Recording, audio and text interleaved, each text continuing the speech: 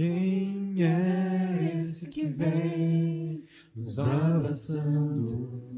Quem é esse que vem nos constrangendo com o olhar?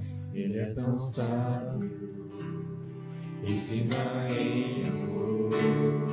Ele é tão manso, cuida dos corações.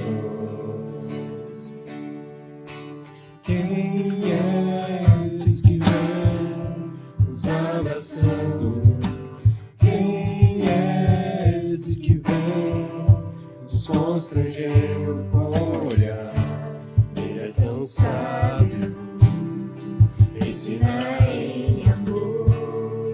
Ele é tão manso, cuida dos corações. Ele entrou em casa, ele está à mesa, ele nos observa, sabe que o esperamos, e ao partir o pão, os nossos olhos se abrem e reconhecemos quem tu és. Ao som da tua voz, os nossos corações queimam de amor, queimam de amor. Nós arrumamos a casa, perfumamos ela toda, preparamos a mesa, no meu lugar de honra. Nós arrumamos a casa, perfumamos ela toda, nós preparamos a mesa, no meu lugar de honra.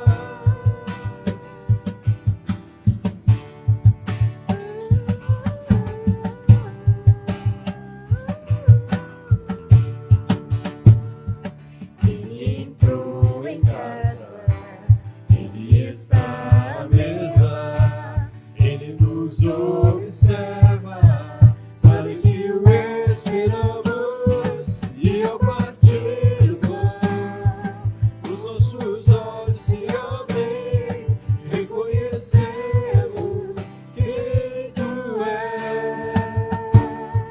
Ao som da tua voz, os nossos corações queimam de amor, queimam de amor. Nós arrumamos a casa, perfumamos ela toda, nós preparamos a mesa, no meu lugar de honra. Nós arrumamos a casa, perfumamos ela toda, nós preparamos a mesa, no meu lugar de honra. Reconhecemos quem tu és, reconhecemos quem tu és, reconhecemos quem tu és, reconhecemos quem tu és, no meu lugar de honra. Amém. E eu convido você nessa noite a louvar a Deus juntamente com todos nós aqui, que você possa dar espaço ao nosso Deus e dar honra a Ele, porque Ele é digno da nossa honra, da nossa adoração. Amém? Vamos continuar louvando ao nosso Deus.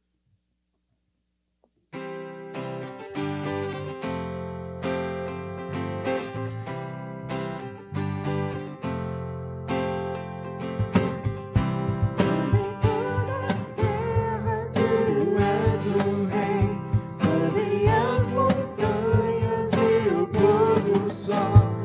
Uma coisa só eu desejo é reinar de novo em mim, reinar em mim com o teu poder sobre a escuridão, sobre os sonhos meus. Tu és o Senhor de tudo que sou.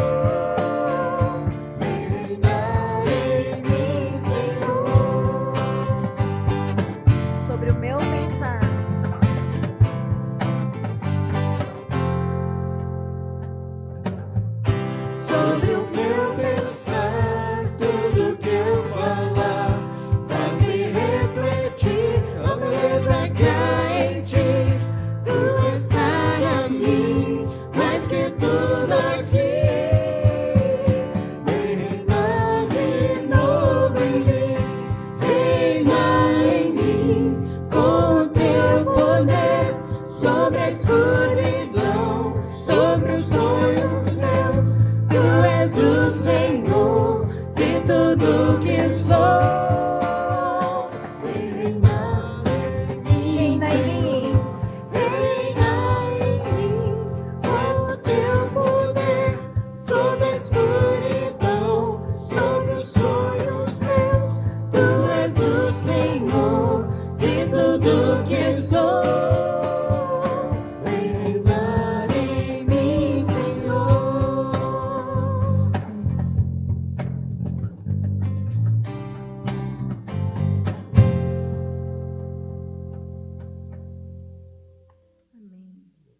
Boa noite, irmãos. Tudo bem com vocês?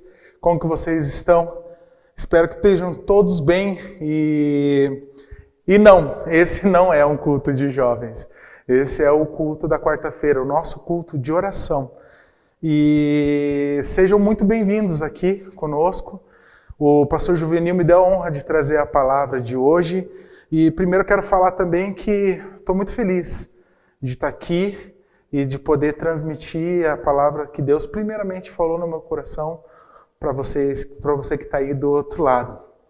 E também é uma honra poder falar aqui com você, e a gente fica feliz de poder fazer parte de uma igreja tão ativa como essa, tão ativa em ação, tão ativa também como em oração.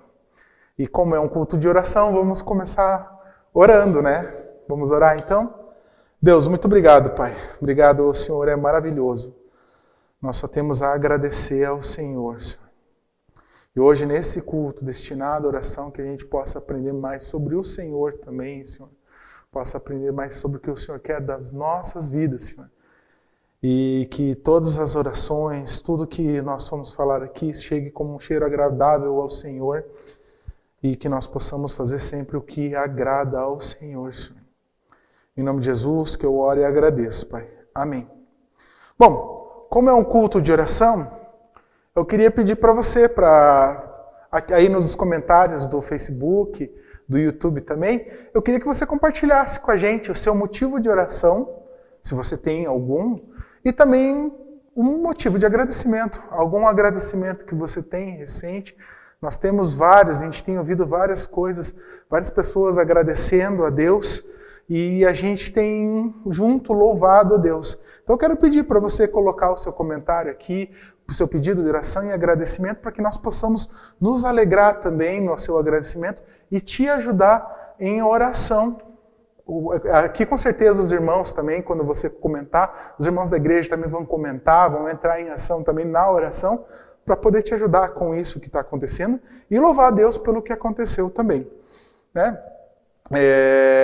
Nos cultos de quarta-feira, nós temos estudado os profetas menores, né? Lembrando que os profetas menores, profetas maiores, não tem nada a ver de importância de profeta, que esse é mais importante ou que esse é menos importante. E sim, se refere ao tamanho dos livros, né? Tem os profetas maiores, que é Isaías, Jeremias, Ezequiel, que são livros que têm mais de 40 capítulos. Né? Ou, por exemplo, Isaías tem 66 capítulos. E os menores têm no máximo 14. Então, assim, livro menor e livro maior. Não é ordem de importância, né? E hoje a gente vai estudar o livro de Miqueias, né? Mais especificamente o capítulo 2. Parece pouco, mas é um capítulo que a gente pode aprender muito com o que está descrito nesse capítulo. Tem uma frase que fala assim, né? Que o inteligente aprende com os próprios erros, porém o sábio aprende com o erro dos outros.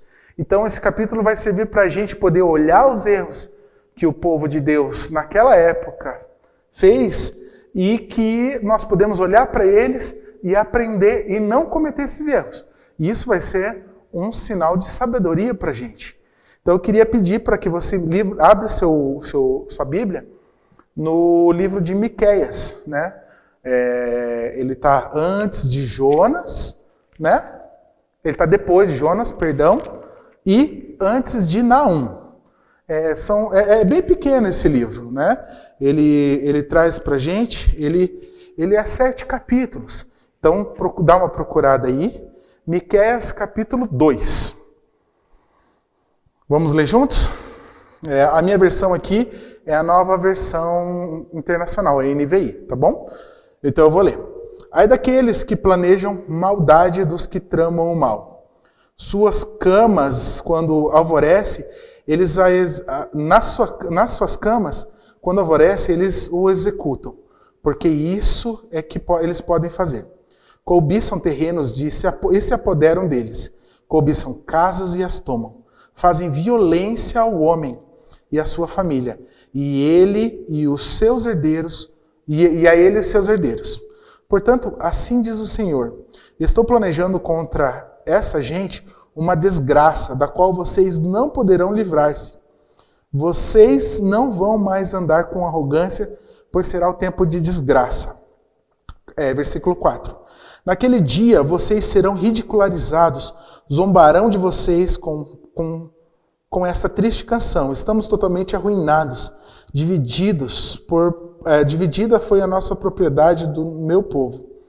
Ele tirou de mim, entregou aos invasores as nossas terras.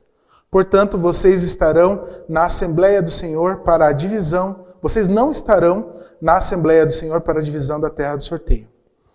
E daí nós vamos para o versículo 6. Não preguem, dizem os seus profetas, não preguem acerca das coisas, a desgraça não nos alcançará, ó descendência de Jacó. É isso que está sendo falado. O Espírito do Senhor perdeu a paciência? É assim que ele age? As minhas palavras fazem bem àquele cujos os caminhos são retos. Mas ultimamente, como inimigos, vocês atacam o meu povo. Além da túnica, arrancam a capa daqueles que passam confiantes como quem volta da guerra. Vocês tiram as mulheres do meu povo de seus lares agradáveis e de seus filhos. Vocês removem a minha dignidade para sempre. Levantem-se, vão embora, pois este não é o lugar de descanso, porque ele está contaminado e arruinado, sem que haja remédio. Se um mentiroso e enganador vier e disser: eu pregarei a vocês fartura e vinho e de bebida fermentada, ele será profeta desse povo. Vou de fato ajuntar todos vocês a Jacó. Sim, vou reunir o remanescente de Israel e os ajuntarei como ovelhas num aprisco, como rebanho numa pastagem. Haverá ruído de grande multidão. Aquele que abre o caminho irá adiante. Deles passarão pela porta e sairão o rei deles, o Senhor os guiará. É um juízo que Deus está executando contra o povo que estava fazendo coisas erradas. Né? Semana passada, no capítulo 1, o pastor Juvenil falou sobre como Miqueias anunciou o juízo sobre idolatria. O povo tinha abandonado o Deus único e estava idolatrando outros deuses, tomando outras atitudes, fazendo outros cultos que não para o único Deus. E como Deus ficou irado com isso, estava anunciando juízo sobre isso. E agora no capítulo 2, Miqueias fala sobre o ambiente religioso correto. Né? Todas as práticas corretas, como se fosse hoje, vem para o culto corretamente, canta, participa de tudo, devolve dízimo, está tudo bonitinho. Mas as práticas estão corretas, porém o coração estava totalmente distante de Deus, totalmente afastado de Deus. É isso que Miqueias ele chega e anuncia o juízo sobre eles. Porque eles tinham todas as práticas rituais, cultualísticas da época, porém eles faziam mal para o próximo, o coração deles estava afastado de Deus. O versículo 1 e 2, ele fala assim, né? Ai daqueles que planejam maldade, dos que tramam o mal em suas camas. Quando alvorece, eles os executam, porque isso eles podem fazer. Cobiçam terrenos e apoderam dele. Cobiçam casas e tomam, fazem violência ao homem e à sua família e aos seus herdeiros. Então o povo estava cometendo o maior mal. Pessoas que já tinham posses estavam tomando de pessoas que não tinham quase nada.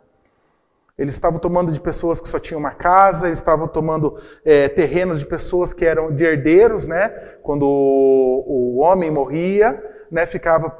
Era a única coisa que ficava para a família, era o terreno. E os mais ricos estavam tomando isso das pessoas mais humildes da época. E quando a gente vai vendo esses versículos, né? Isso descreve muito claramente a ganância das pessoas que tinham bastante e que estavam tirando de quem não tinha, como a gente já falou. E como isso desagradava a Deus. E como isso desagradou Deus de uma forma inimaginável. A gente vê como era ruim. Deus manda Miqueias lá, fala, Miqueias, vai lá, fala para esse povo que eles estão tudo errado e eu vou exercer juízo sobre eles. A mensagem de Miqueias ajuda a gente, como povo de Deus, a gente fazer uma análise profunda de como está a nossa relação com Deus. Ele ajuda a nos avaliar se estamos agradando a Deus ou não. O que nos ajuda a aprender também com o erro do outro. A gente viu como o povo estava fazendo. E aprender com isso é um sinal de sabedoria, né? Aprender com o erro do outro. O versículo 3 e 4 fala: portanto, assim o Senhor, estou planejando contra essa gente uma desgraça, da qual vocês não poderão livrar-se. Vocês não vão andar com arrogância, pois será o tempo de desgraça. Então Deus viu como o povo estava maltratando quem estava à margem, quem era o mais fraco, e ele falou: eu vou acabar com esse povo. Ele fala aqui, ó, eu estou planejando contra essa gente uma desgraça. Vocês não vão andar mais com arrogância. Será o tempo de desgraça. A essência, quando a gente vê na mensagem, mostra, além de mostrar os pecados sociais, né, os pecados contra as pessoas que são mais pobres, com as outras pessoas que têm menos posse, né, como tirar bens das coisas, tomar terras. Além desses pecados sociais, Miqueias olha isso e fala assim, mas não é isso que esse não é o cerne de toda a história. Tudo isso são ações, não são só contra pessoas. Todas essas ações são contra o próprio Deus. O próprio Deus está irritado com isso e é ofendido porque vocês que se chamam povo de Deus estão prejudicando os outros. Deus não se agrada com injustiça. E tudo que era contra a sua lei, tudo que era contra o caráter de Deus, além dos pecados sociais, é muito maior isso. É muito maior. Os pecados sociais são um pequeno sinal de que o povo já tinha rejeitado a Deus. Primeiro ele já tinha adorado a outros deuses e depois eles começaram a acabar com a vida de quem tinha pouco e de quem era menos abastado na época, né? Mas trazendo para os nossos dias é a mesma coisa, né? E a gente vê isso não só, né, do rico para o mais pobre, mas é da pessoa de má índole. Independente se ela é rica ou pobre, é a pessoa de má índole.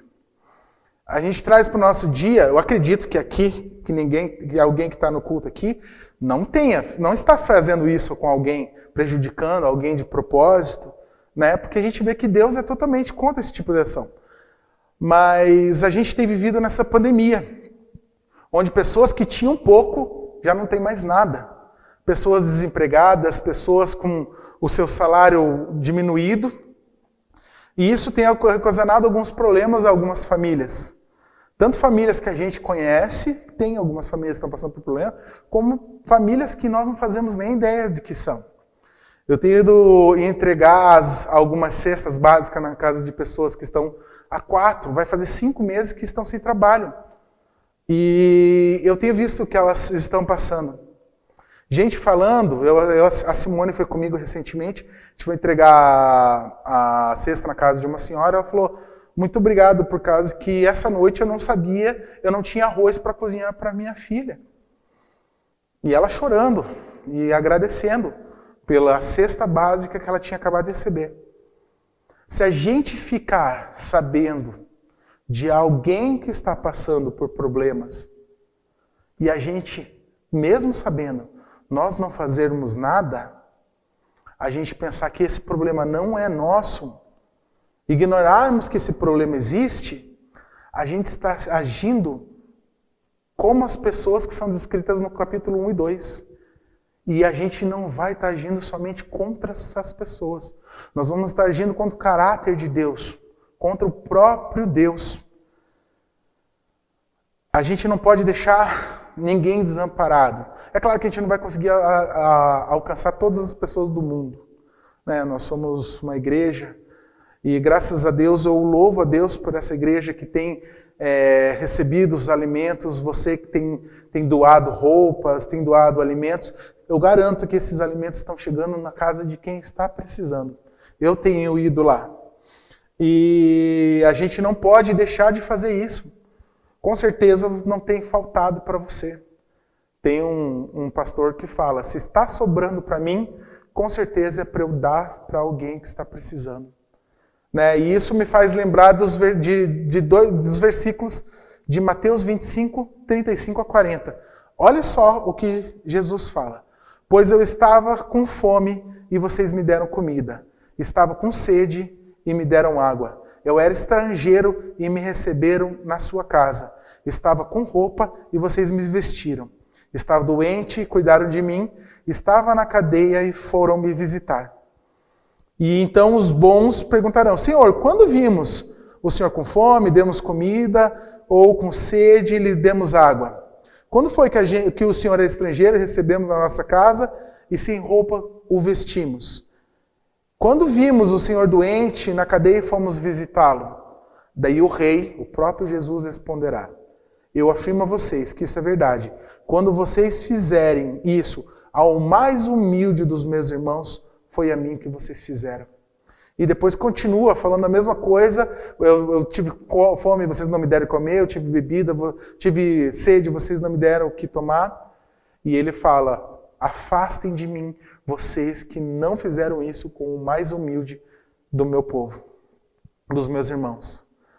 Então, aqui Jesus deixa bem claro nesse versículo que quando nós estamos em ação para ajudar alguém que está necessitado, que está passando por dificuldades, nós estamos agradando o próprio Deus. Nós estamos fazendo isso para o próprio Jesus, para o nosso Senhor. E como é necessário que nós que nos chamamos povo de Deus, que a gente procure auxiliar os necessitados, né? Não somente os necessitados de coisas materiais e de alimentos, mas necessitados de amparo, necessitados de carinho, atenção, e principalmente os que estão necessitados da palavra de Deus. Porque essa é a palavra de Deus que livra da morte eterna. E às vezes a gente esquece também de levar essa palavra, às vezes por vergonha. Mas a gente não pode deixar ajudar essas pessoas, seja com o que elas estão precisando, principalmente com a palavra de Deus.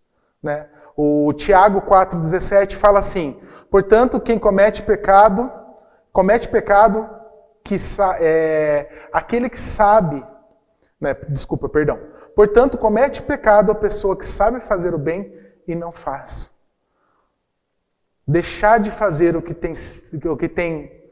deve ser feito desagrada a Deus. O povo de Judá agiu dessa forma e eles seriam invadidos, levados como escravos para o cativeiro e seriam humilhados e ridicularizados. Eles seriam separados do povo de Deus.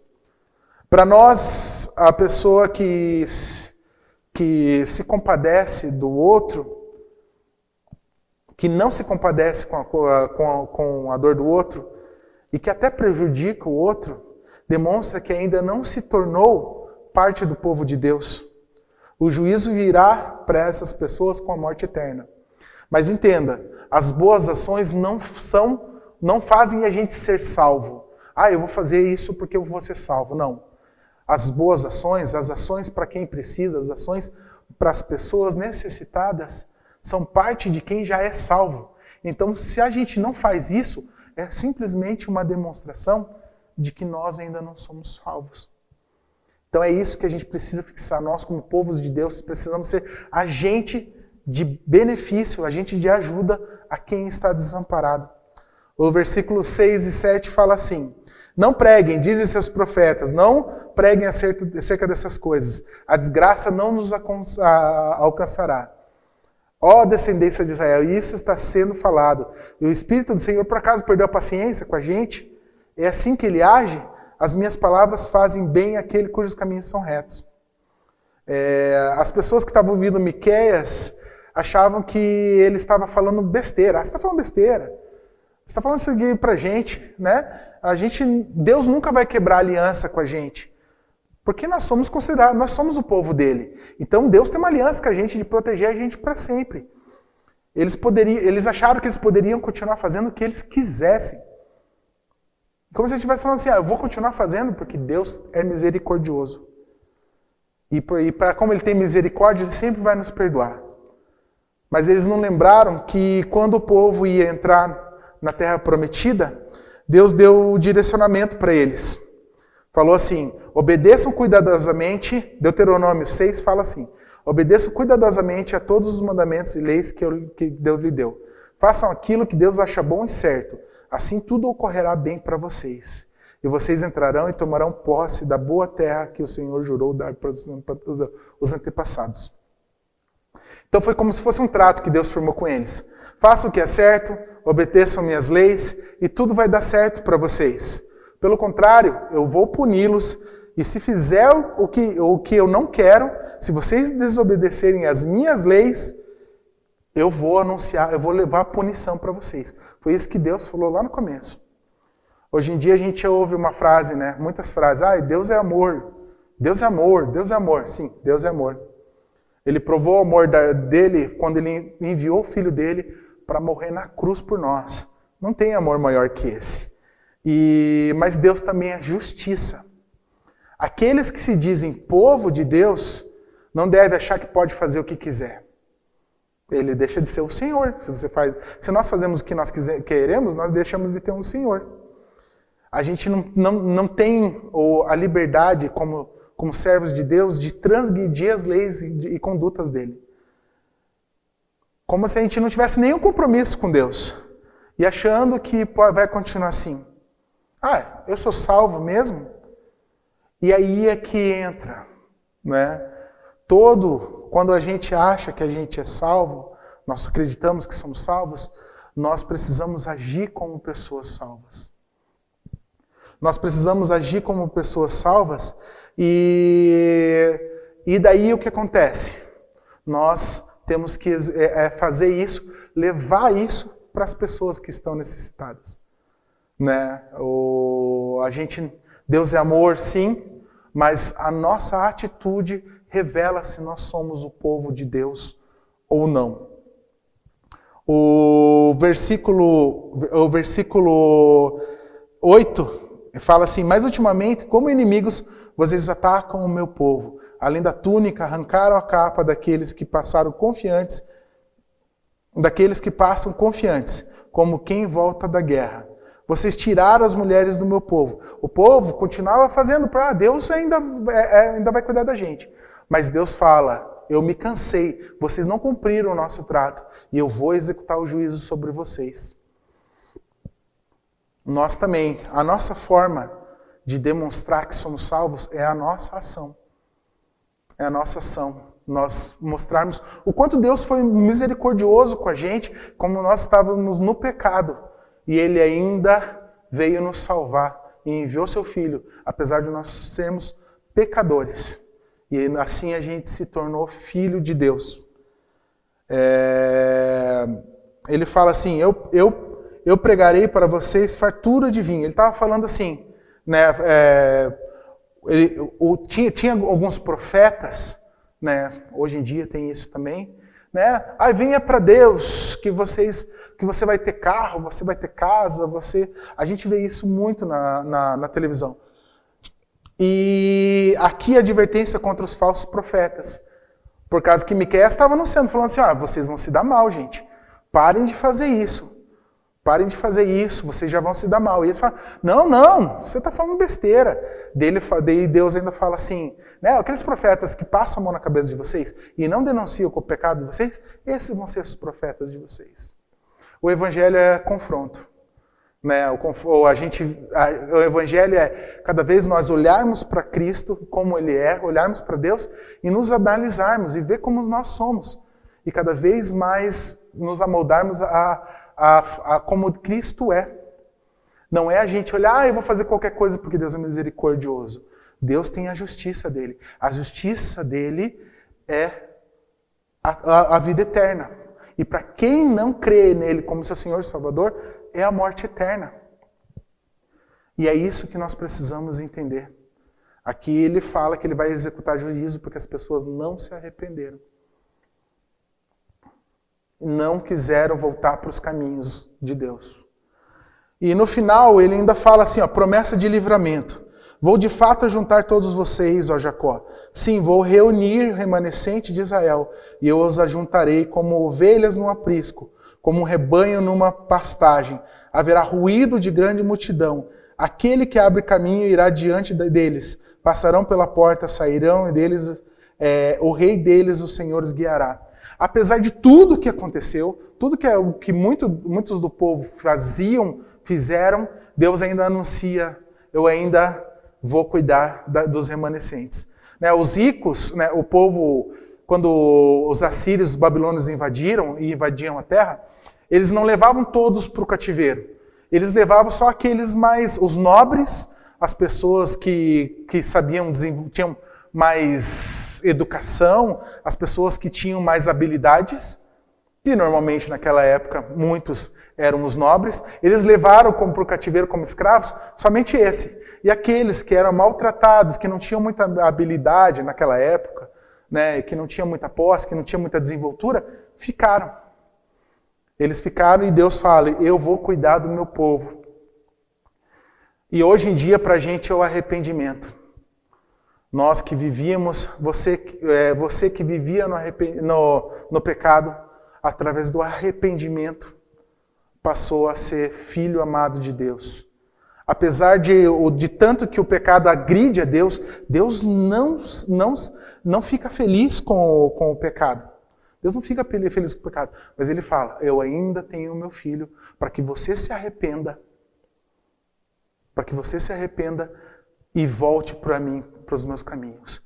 Ele falava para o povo, se arrependa dos seus caminhos. Voltem para mim. E senão eu vou punir vocês.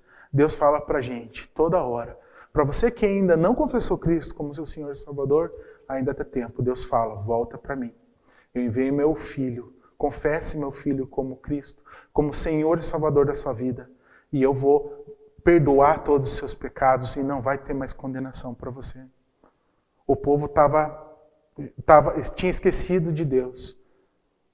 O povo estava arruinando a vida de seus semelhantes, do seu próprio povo. E não estava ligando para o que Deus estava falando. Eles não ligavam para os profetas e não ligavam, porque eles estavam tão gananciosos que tinham esquecido de Deus. Que a gente também, cada vez mais, através da nossa oração, né, do que a gente faz, nós somos humanos, temos erros, que cada vez que nós errarmos, nós possamos orar, confessando a Cristo, se arrependendo, para que, confessando a Deus, confessando nossos pecados a Deus, nos arrependendo, para que Ele possa nos levar para o caminho dEle. Para quem já confessou, não existe perca da salvação. Mas a mostra de que sim, ser salvo, são as atitudes, que a gente não deixe de ajudar o próximo, ajudar as pessoas que estão perto, e que a gente possa cada vez mais andar na direção de Deus. E que a gente possa cada vez mais, através da oração, como a gente falou aqui, né? E através da oração se achegar mais a Deus. E através das nossas ações que nós temos com os nossos semelhantes, Deus possa realmente entender que nós somos povo dele. Vamos orar? Deus, muito obrigado, Pai. Obrigado por mais uma vez o Senhor trazer a palavra para nós. E que palavra dura que o Miqueias levou para aquele povo, que não se arrependeu dos seus caminhos, não deixou de fazer o mal. E que nós, cada vez mais, nos arrependamos das coisas erradas que fazemos. Que a gente possa, cada vez mais, olhar para o Senhor e ir na direção do Senhor. E que nós possamos fazer isso através da oração, o seu Espírito Santo falando para nós. E que cada vez mais a gente possa fazer isso de uma forma que agrade ao Senhor, através da sua palavra, Senhor. Cuida da gente, que a gente possa cada vez mais ir na direção do Senhor e servir ao Senhor, Senhor. Servir ao Senhor e cuidar das pessoas que o Senhor coloca no nosso caminho. Em nome de Jesus, que eu oro e agradeço. Amém. O pastor Juvenil sempre gosta de orar pelas pessoas que estão aqui. Eu sempre, quando passo aqui também, dou uma olhada, vejo algumas pessoas que eu não conheço, mas eu tenho orado por elas também. Eu tenho algumas pessoas que eu não faço nem ideia, mas eu chego e falo, Deus, abençoa essas vidas, eu não sei o que elas estão passando, mas que o Senhor possa derramar suas bênçãos por ela. E também, se você tem alguém por quem você está orando, quer compartilhar com a gente, também coloca aí nos comentários, e que cada vez mais nós em oração, que nós juntos, cada um na sua casa, agora a gente não pode se reunir, mas cada um na sua casa em oração como um povo de Deus, a gente possa orar para que Deus possa abençoar e cuidar dessas famílias. Vamos orar pelas famílias? Deus, muito obrigado, Pai. Obrigado por essas famílias, pela família que o Senhor nos dá. Obrigado por essas pessoas que foram colocadas aqui nessa cruz, Senhor. E que a gente possa também, Senhor, através da oração como igreja, nos colocar à disposição dessas pessoas e que o Senhor possa abençoar cada um dessa família, Senhor. Que o Senhor, se eles estão com algum problema de doença, o Senhor possa agir através de um milagre, que o Senhor possa agir através dos médicos, para que eles sejam curados, Senhor, e reconheçam que é o Senhor que tem cuidado deles, Senhor. Abençoa essas famílias, Senhor, que cada vez mais essas famílias sejam mais unidas e que cada vez mais elas possam estar juntas para ir na direção do Senhor e servir ao Senhor, Senhor. Em nome de Jesus, que eu oro e agradeço, Pai. Amém. Muito obrigado por estar aqui com a gente mais uma vez. Deus abençoe a sua vida e nos vemos no culto dos jovens, no sábado e quarta-feira aqui com o pastor Juvenil. Tá bom? Deus abençoe e até a próxima.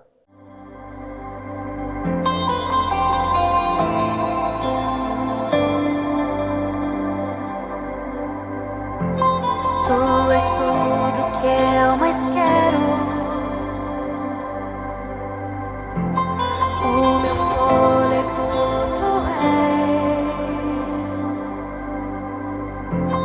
Em teus braços é o meu lugar. Estou aqui. Estou aqui. Pai, eu amo sua presença. Teu sorriso é vida em mim.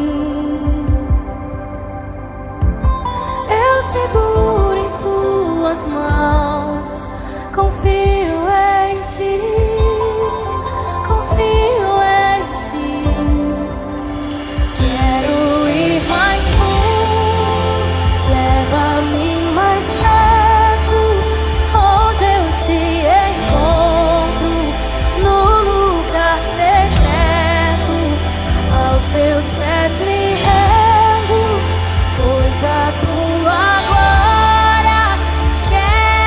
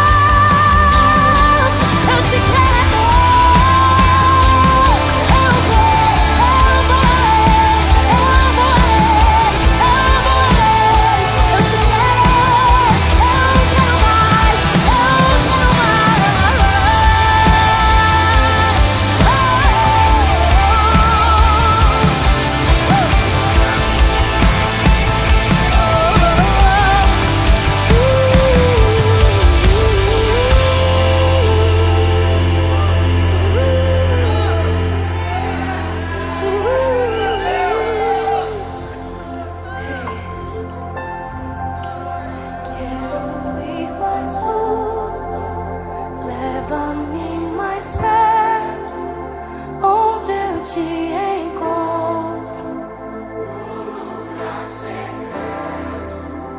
Aos teus pés me rendo, pois a tua glória quero ver.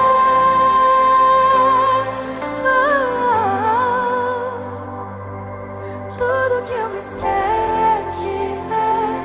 Me envolva com tua glória e poder. Tua majestade é real, tua voz ecoa em meu ser. Tudo que eu mais quero é te ver. Me envolva com tua glória e poder. Tua majestade é